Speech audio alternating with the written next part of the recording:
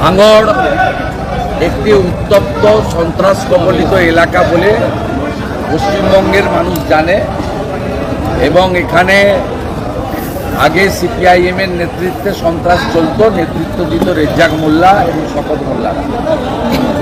পরবর্তীকালে নতুন বোতল পুরনো মদ এরাই তৃণমূল কংগ্রেসে যুক্ত হয় এবং কিভাবে রক্তস্নাত হয় প্রতিটা নির্বাচনে গোটা বাংলা সেটা দেখে।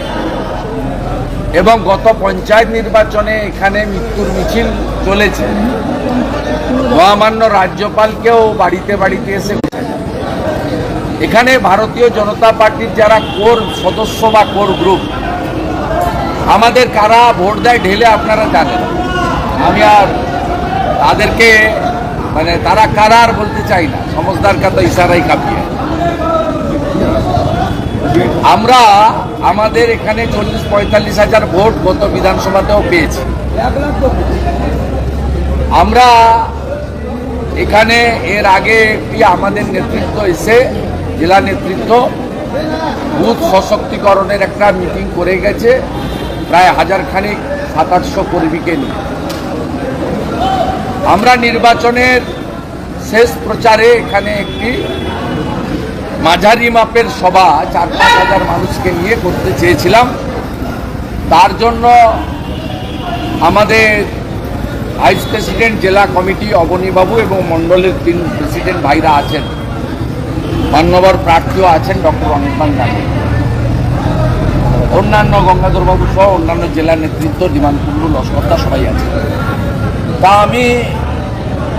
আমরা এখানে প্রোগ্রাম করব, আবেদন যেভাবে সুবিধা পোর্টালে করতে হয় তার যা নিয়ম নীতি আছে 26 তারিখ মাঠের এনওসি নিয়ে এই মাঠে আমরা সম্পূর্ণ অ্যারেঞ্জমেন্ট করেছি। গতকাল সকাল থেকে প্যান্ডেলের কাজ হচ্ছে, পরশু রাত্রিবেলা থেকে এখানে ব্যবস্থার কাজ চলছে, কেউ বাধা দেয়নি। পুলিশ এসে জানতেও চাইনি কাদের প্যান্ডেল কি হবে।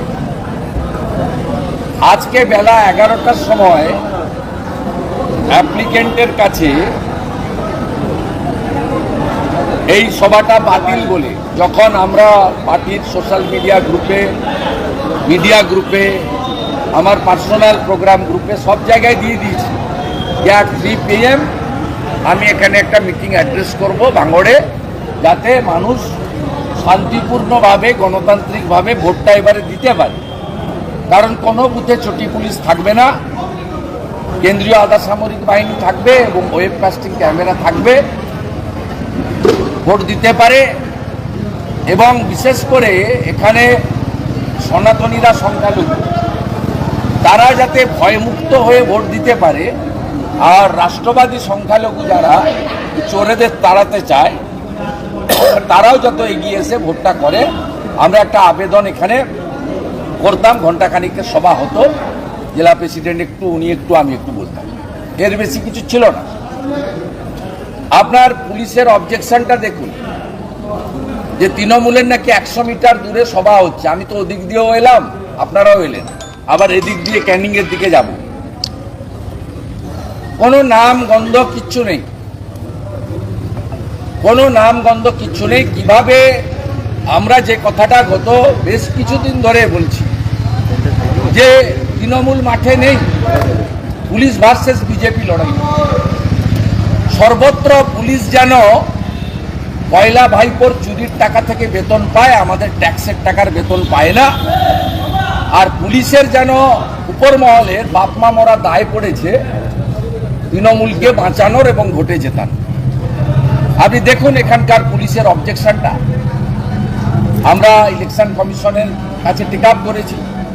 ইলেকশন কমিশন বলছেন পুলিশ আপত্তি দিলে ল অ্যান্ড অর্ডারের প্রশ্নে আমাদের কিছু করার নেই, এবং বলছে দেখুন লেখা দেখুন যে 100 মিটারের মধ্যে টিএমসির কর্মসূচি আছে। কোনো মাইকের আওয়াজ পাচ্ছেন, কোনো মাইকের আওয়াজ পাচ্ছেন, চোখে দেখা যাচ্ছে মমতা ব্যানার্জির পুলিশ কত বড় চিটিংবাজ এবং মিথ্যাবাদী। এই ঘটনা প্রমাণ। এবং এরা চেয়েছিল যাতে আমি এটা খবরটা পেয়ে 11টার পরে ডক্টর গাঙ্গুলি আমাকে, আর প্রোগ্রাম প্রমুখ এখানে আছেন ধীমান কুন্ডু, তারা জানিয়ে দিচ্ছেন যে পারমিশন হয়নি। আমরা গ্রামের লোকদেরকে আসতে না বলেছি, স্থানীয় কার্যকর্তা কয়েকশো এখানে ধারে পাশে আছে, তো আমরা বলেছি কারণ আমরা law abide people, election commission of ইন্ডিয়ার প্রত্যেকটা গাইডলাইন মেনে চলার চেষ্টা করি।